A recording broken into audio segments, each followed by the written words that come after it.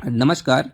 आज हम डिस्कस करने वाले हैं फंडामेंटल्स ऑफ एग्रोनॉमी से रिलेटेड एक टॉपिक है आपका सीड एंड सोइंग, जो कि आपका बहुत ही इंपॉर्टेंट टॉपिक है। तो इसको लेकर डिस्कस करने वाले हैं। तो जो सबसे पहला पॉइंट है, आपको सीड के बारे में जानना चाहिए। आपका सीड क्या होता है? तो जो आपका plant propagation is made in two ways. पहला आपका क्या है? Sexual, and next one is asexual. तो सेक्सुअल कैसा होता है? सेक्सुअल बाई सीड होता है, और जो असेक्सुअल होता है वो आपका by vegetative means by vegetative parts होता है। ठीक है, तो पौधों का प्रसार दो तरीके से होता है, पहला आपका लैंगिक और दूसरा आपका अलैंगिक। ठीक है, नेक्स्ट आपका जो पॉइंट है, biologically seed is a ripe fertilised ovule and a unit of reproduction of flowering plants. मतलब जैविक दृष्टि से बीज एक परिपक्व निषेचित बीजांड है और पुष्पीय पौधों के प्रजनन की एक इकाई है। पुष्पीय पौधों के प्रजनन की इकाई क्या है? आपका बीज है। इसके बाद आपका जो नेक्स्ट है, टाइप्स ऑफ सीड। आपके सीड कितने प्रकार के होते हैं? दो प्रकार के होते हैं। पहला आपका है मोनोकॉट और दूसरा आपका है डाइकॉट। मोनोकॉट एक बीजपत्री, डाइकॉट दो बीजपत्री। तो मोनोकॉट आपका क्या होता है? Monocots are flowering plants that have seeds with only one cotyledon. मतलब seed leaf, only seed leaf. तो एक बीजपत्री वे फूलदार पौधे होते हैं जिनके बीज में केवल एक बीजपत्र, एक कॉटिलिडन होता है। They usually have parallel leaf venation, fibrous root systems, scattered vascular bundles and floral parts in multiples of 3। मतलब इसमें सामान्यतः समानांतर शिराओं वाली पत्तियां, रेशेदार जड़ प्रणाली, बिखरे हुए वाहिका गुच्छ और फूल के अंग 3 के गुणकों में होते हैं। तो जो आपके मोनोकॉट्स हैं, मोनोकॉट्स के जो बेस्ट एग्जाम्पल्स हैं वो आपके क्या हैं? आपका गेहूं है, वीट, ये आपका मोनोकॉट का सबसे बेस्ट एग्जाम्पल है। इसके बाद बात आती है आपका मक्का, मेज भी आपका मोनोकॉट का एक बेस्ट एग्जाम्पल है। इसके बाद आपका धान आता है, धान भी आपका एक मोनोकॉट का बेस्ट एग्जाम्पल है। इसके बाद आपका आता है गन्ना, तो गन्ना भी आपका एक मोनोकॉट का बेस्ट एग्जाम्पल है। तो अगर देखा जाए तो आपका जो एक बीजपत्री होता है उसमें केवल एक one cotyledon is present there. ठीक है, तो एक कॉटिलिडन आपका पाया जाता है इसमें। नेक्स्ट आपका क्या है? डाइकॉट्स, मतलब द्विबीजपत्री। Dicotyledons are flowering plants whose seed contain 2 cotyledons, मतलब सीड लीव्स। द्विबीजपत्री वे फूलदार पौधे होते हैं जिनके बीज में दो बीजपत्र होते हैं। दे जनरली हैव रेटिकुलेट, मतलब रेटिकुलेट का मतलब net like structure, reticulate leaf venation, tap root system, vascular bundles arranged in a ring and floral parts in multiples of 4 और 5। मतलब इसमें सामान्यतः जालदार शिराओं वाली पत्तियां होती हैं, मतलब जालीदार पत्तियां होती हैं। मुख्य जड़ प्रणाली जो है वो आपका क्या है? टैप रूट सिस्टम है। इसके बाद वाहिका गुच्छ एक वृत्त में व्यवस्थित और फूल के अंग 4 या 5 के गुच्छकों में होते हैं। ठीक है, तो इसके अगर एग्जाम्पल्स की बात की जाए तो इसके जो बेस्ट एग्जाम्पल्स हैं, पहला आपका एग्जाम्पल क्या है? पी है, पी मटर। इसके बाद आपका मैंगो भी इसी के अंतर्गत आता है। आपका डाइकॉट्स, मतलब द्विबीजपत्री का एक बेस्ट उदाहरण है। इसके बाद आपका नेक्स्ट आता है सनफ्लावर भी आपका डाइकॉट्स का एक बहुत ही अच्छा एग्जाम्पल है। और नेक्स्ट आपका आता है गुलाब, रोज, वो भी आपका डाइकॉट्स का एक बेस्ट एग्जाम्पल है। और बात की जाए अगर आपका चने की, तो जो आपका चना होता है, जो आपका ग्राम होता है, वो भी आपका डाइकॉट का एक बेस्ट एग्जाम्पल है। इसके बाद अगर बात की जाए सोइंग की, तो बुआई क्या होता है? बुआई के बारे में हम लोग बात करेंगे। तो सोइंग और seeding is an art of placing seeds in the soil to have good germination in the field. इसका मतलब है बुआई या बीजारोपण खेत में अच्छे अंकुरण के लिए मिट्टी में बीज डालने की एक कला है। A perfect seeding gives correct amount of seed पर यूनिट एरिया। इसका मतलब है सही बुआई से प्रति इकाई क्षेत्र में बीज की सही मात्रा पर unit area, correct depth at which seed is placed in the soil and correct spacing between row to row and plant to plant. इसका मतलब है कि सही बुआई से प्रति इकाई क्षेत्र में बीज की सही मात्रा, मिट्टी में बीज की सही गहराई और पंक्ति दर पंक्ति तथा पौधे दर पौधे से पौधे के बीच का सही दूरी प्राप्त हो सकता है। तो जो आपका सोइंग है, जो आपकी बुआई है, बुआई से सबसे जो जरूरी चीज़ क्या है कि आपको सीड कहाँ पे कितनी गहराई पे डालना है, ये आपको जानकारी हो जाती है। लाइन टू लाइन कितनी डिस्टेंस होनी चाहिए, इसकी भी आपको जानकारी हो जाती है। और प्लांट टू प्लांट कितनी डिस्टेंस होनी चाहिए, ये भी आपको जानकारी हो जाती है।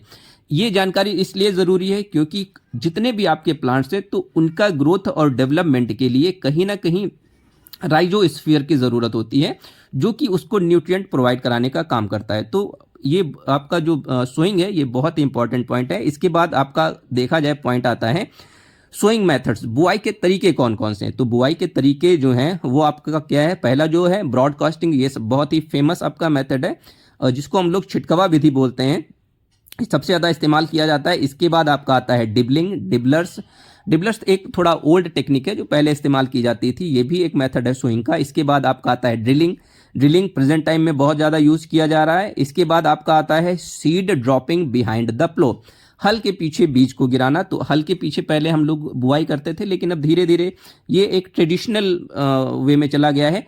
इसके बाद आपका नेक्स्ट आता है ट्रांसप्लांटिंग, रोपाई, बहुत सारे प्लांट्स का रोपाई भी किया जाता है। इसके बाद आपका आता है हिल ड्रॉपिंग भी एक बुआई का मेथड है। और इसके बाद आता है आपका चेक रो प्लांटिंग, मतलब कतार में, चौकोर कतार में बुआई करना, ये भी आपका एक सोइंग मेथड है, बुआई का तरीका है।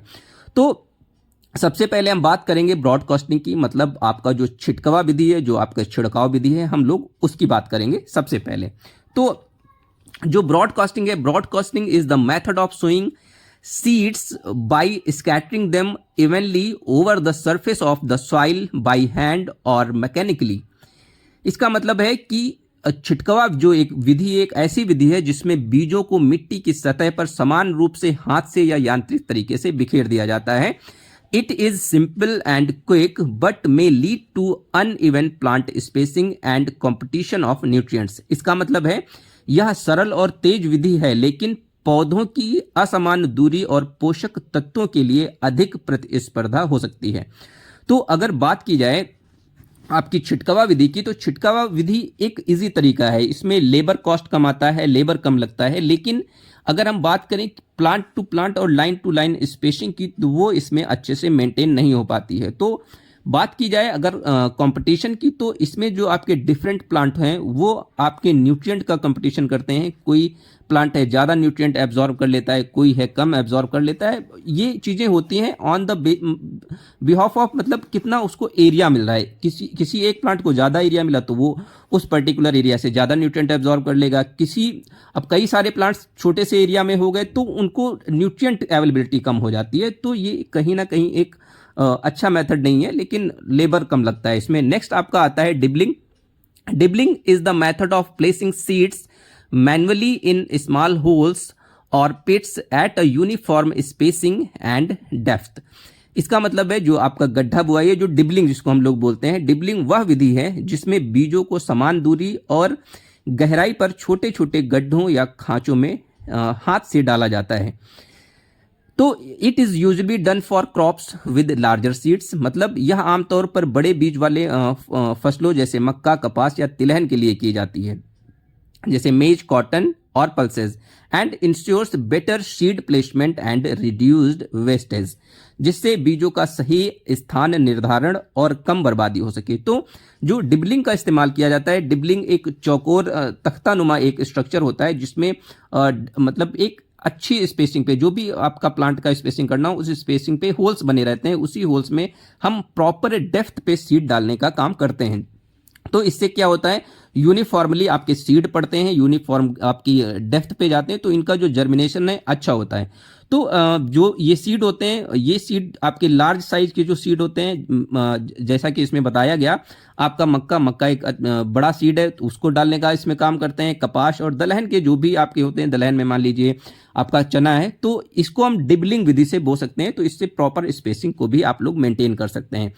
इसके बाद आपका नेक्स्ट आता है मेथड ऑफ सोइंग ड्रिलिंग। तो ड्रिलिंग की अगर बात करें तो drilling is the method of sowing seeds in continuous rows at a uniform depth using a seed drill or similar equipment। इसका मतलब है जो आपकी कतार बुआई है, जो ड्रिलिंग है, एक ऐसी विधि है जिसमें बीजों को बीज ड्रिल या इसी तरह से उपकरण की मदद से समान गहराई पर लगातार कतारों में बोया जाता है। तो आपने ड्रिलिंग का मतलब है, आपने सीड ड्रिल का नाम सुना होगा। सीड ड्रिल एक इक्विपमेंट है जो लाइन टू लाइन और प्लांट टू प्लांट कहीं ना कहीं स्पेसिंग मेंटेन करने का काम करता है।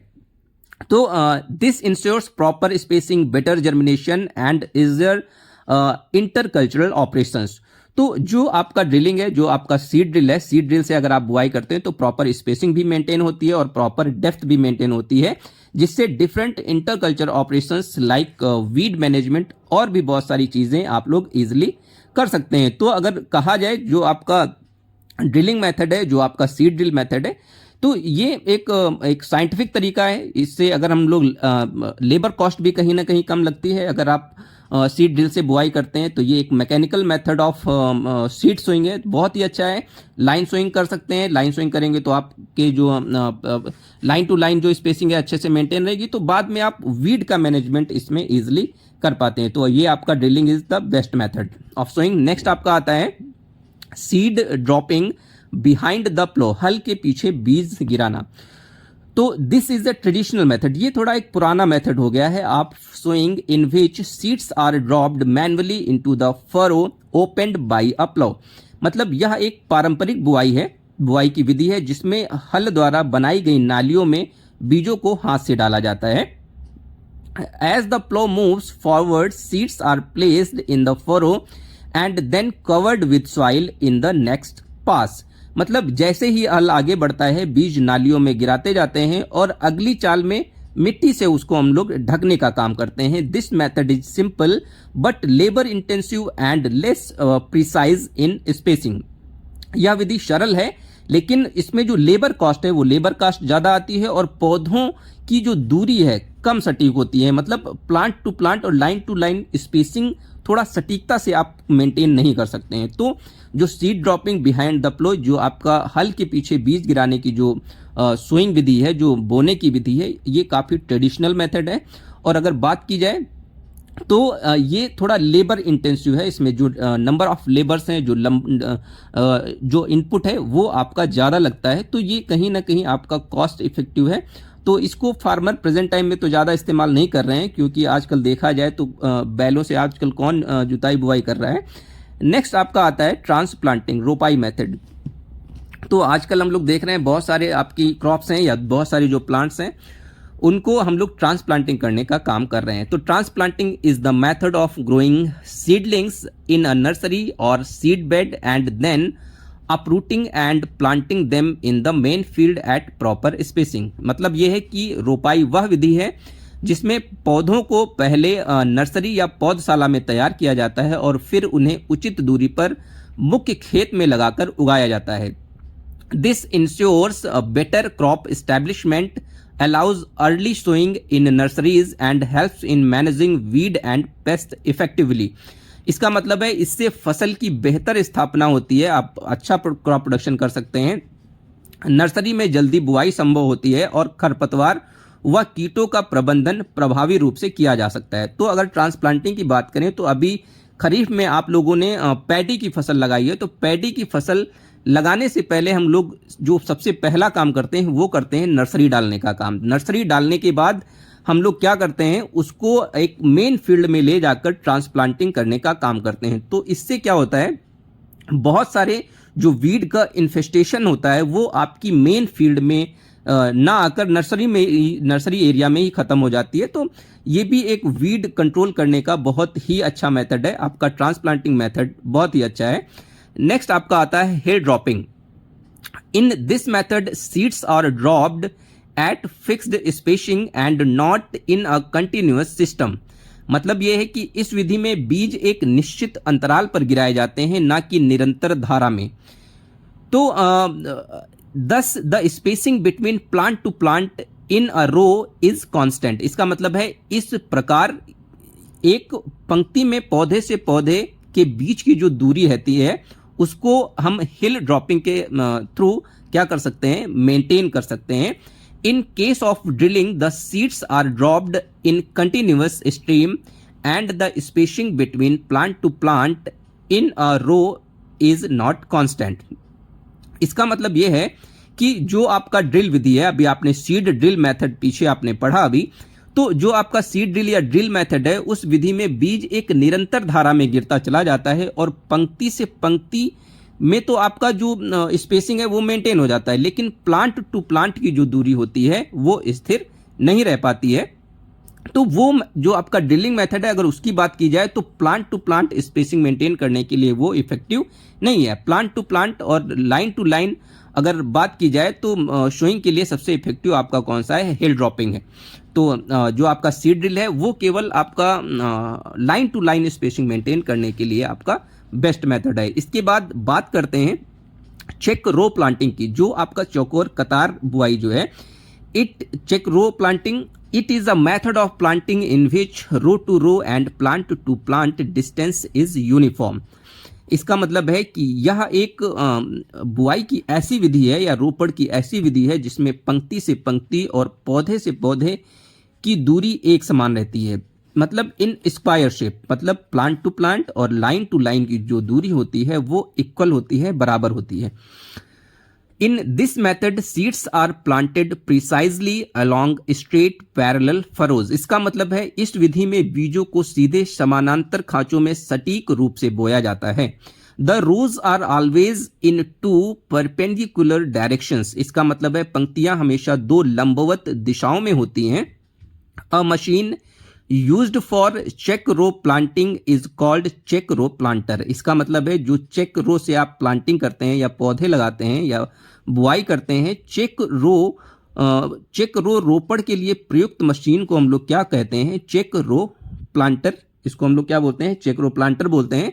तो कहा जाए अगर जो आपका चेक रो प्लांटर है ये आपका प्लांट टू प्लांट और line to line spacing maintain करने के लिए बेस्ट है। और मतलब जो प्लांट टू प्लांट और लाइन टू लाइन की जो स्पेसिंग होती है वो आपकी इक्वल होती है, तो दिखने में भी बहुत अच्छी है। Thank you so much. Subscribe to my channel.